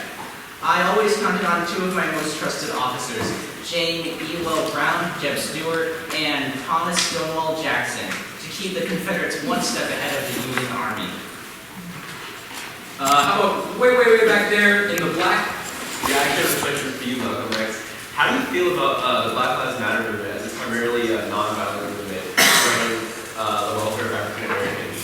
Yes, a very good question. You see, it's been a long time since I've read the news, but I'm definitely aware of this. And I say that any time that Black Americans who have been viciously oppressed in our country stand up for themselves and promote autonomy and independence, I fully support it. I feel that those who claim that, quote-unquote, all lives matter do not realize that they have privilege. We must realize that those who say that are in a position that are not the same of those of Black Americans who walk down the street every day and realize that they could either be killed or be put in prison, as our system has been set up for generations.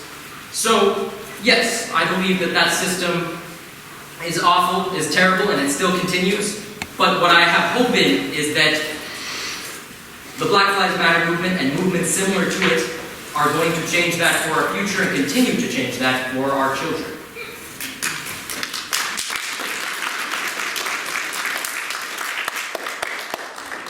Okay, I've been seeing this woman in the gray. She's been raising her hand a lot since the beginning. She looks like she is going to explode. So, to save us all, what's your question? It's for George Patton.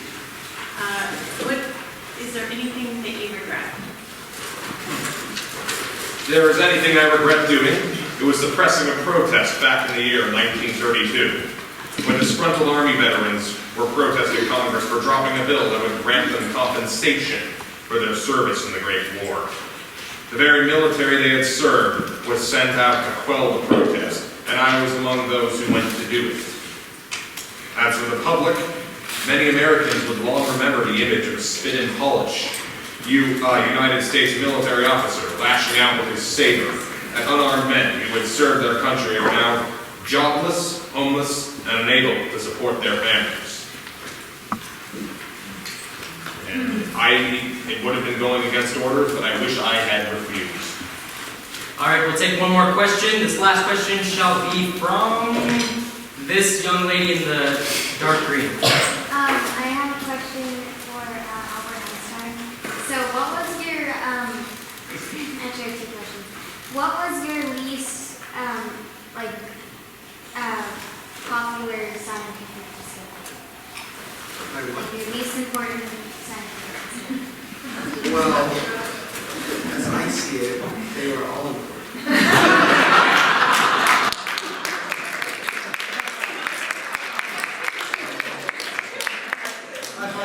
I hate to overrule you, Mr. X, but I'd actually like to give a few more questions since there's so many. Yeah, I was gonna ask. I think we have like 5 more minutes before we have to go back to our We time. can take a few more minutes, and I was going to suggest, in particular, I'd like to make a request that maybe the questions could be directed to some characters who haven't been asked yet. Oh man. So many people. How about This gentleman right over there. I have a twofer. So, I'd love to know Samuel Clemens and George Washington. What did you guys do for fun? What were your pastimes? What were your hobbies? Well, that was simple. Indeed. I'm a simple man. I like horse riding, mathematics, dancing, fox hunting, and fencing. quite a well-rounded gentleman? All right, let's get some more hands up here that we haven't seen. Come on, we're starting to repeat people. Oh man, yeah. Let's see. Okay, how about this young man we haven't seen yet? Yeah, you right here. Right here. Yeah. So Eleanor Roosevelt, which took more effort, supporting your husband or doing all your civil rights stuff? I would definitely say the civil rights stuff. I mean, I definitely took a lot of effort to have my husband, but he is a genuinely very autonomous gentleman. So, and changing an entire nation's opinion on a subject can be trying. And that's pretty diplomatic. Okay, how about you? Right here. This is for Mr. Payman. Do you have any tips for helping to get Adam's wealth? Well, changing the scale that you think in is very helpful for understanding. The comparison of an atom to an apple, say, is the same scale as the apple is to the earth. Let me explain more clearly. You had an atom next to an apple, and then increased them both so that the atom was now the size that the apple used to be. The apple would be the size of the earth. It's similar to thinking about the solar system or the galaxy, only in reverse, you see? The galaxy is a bunch of giant orbs really far apart, but we can only understand them when we shrink the scale down. It's the same concept. The gentleman in the blue suit. Thank you. Looking for Mark Twain. So, I'm not sure if you have seen Comedy Today, but you say you were one of the first American comedian or satirist. If you were to watch TV today and the channels, YouTube, whatever, what would you think about the comedians that are talking to us today? Don't know much about them, but from my little time here and from what I've heard, there have been a lot of comedians up and coming recently that are more politically relevant and delivering their own message with their satire and humor, which I heartily approve of. Let's see. All right, how about right here in the front with the black? How did World War II impact you, and how did it force you to move to America? Germany was after me. I was smart and Jewish, which were both things the Nazis hated. A new book of Germany was now available, and it included photographs of Nazi enemies. My photo was on the very first page with the words "not yet paid" printed next to it. Okay, gentleman in the black coat. Yep, you. This is for George Washington. So what's the deal with the cherry tree? Was that real? And do you really have wooden teeth? No, the story was made up by Mason Law Queens. The story was meant to show that I was honest and would never tell a lie.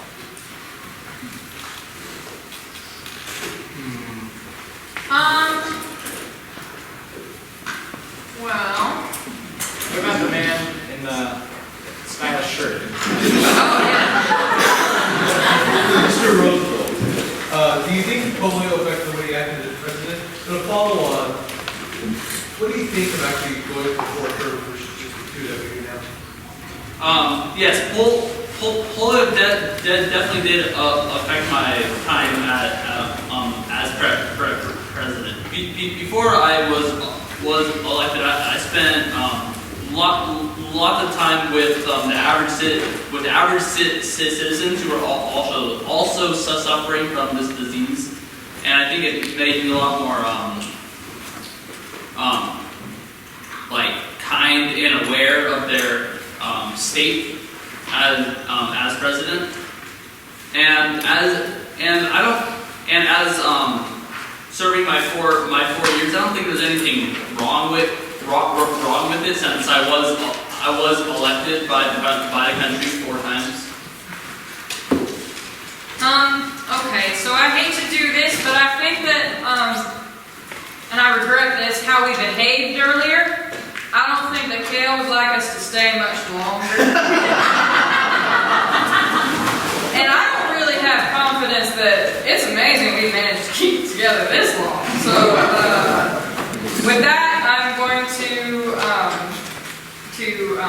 thank you all for attending our yearly Hillside History Feast. We wish to express our gratitude to the many people who have helped, and we would also like to thank our parents for helping with costumes, rehearsal snacks, and specifically, though, we would all like to thank the feast coordinators, Caroline Gray and Monica Horn.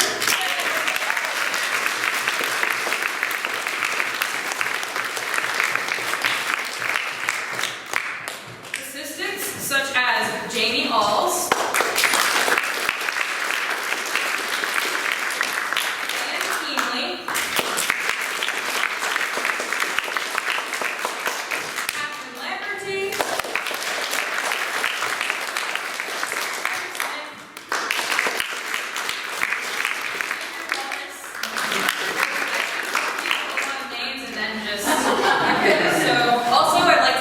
our photographer, Jean Sherrard.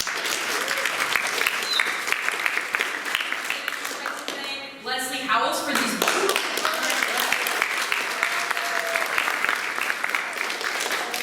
and of course, Kale, who made this all possible.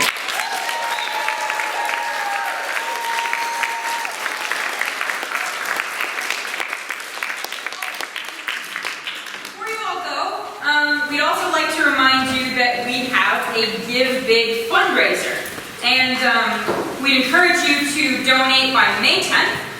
It will go towards more buildings, more classroom, office, and storage space. Your donation will be matched up to $10,000 by a generous Hillside family. And now, please turn to the back of the program and join us for our concluding song.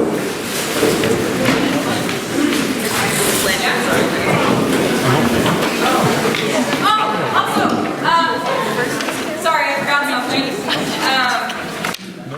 In the back of the program, you can find all the information to donate to our Give Big fundraiser, which again will help us purchase more building space.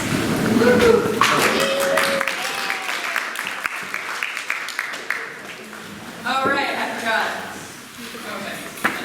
Okay. This land is your land. This land is my land.